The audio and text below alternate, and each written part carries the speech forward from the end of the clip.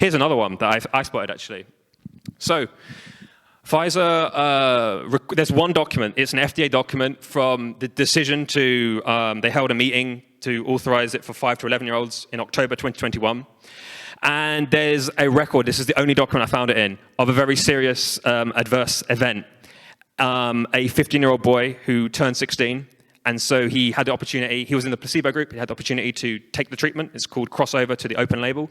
And he suffered myopericarditis. Now, what that means is myocarditis plus pericarditis. It is not one or the other. It is both. It's a clinical diagnosis of both. So he suffered both myocarditis, pericarditis.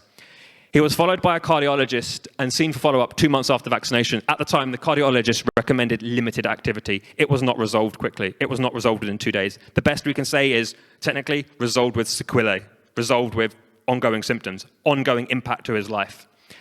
Thirdly, the myopericarditis was related to vaccine administration in the view of the investigator, so the lead at the trial site, with reasonable possibility. That means the same as suspected adverse reaction, suspected related. FDA agrees. Trial investigator said it, FDA agreed. Come down to the bottom here. What did Pfizer tell the EMA?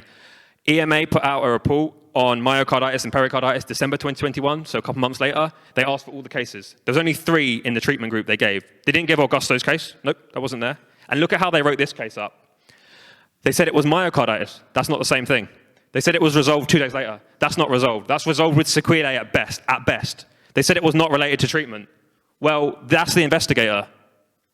How come the investigators changed their mind? Same thing with the EU risk management plan. One case of myocarditis reported as resolved, deemed not related by the investigator. What happened to the investigator? They said it was a suspected. FDA agreed. So what changed? Now, only other alternative explanation is these are 2 different case reports. Why did they never appear in the same report? That's even more serious.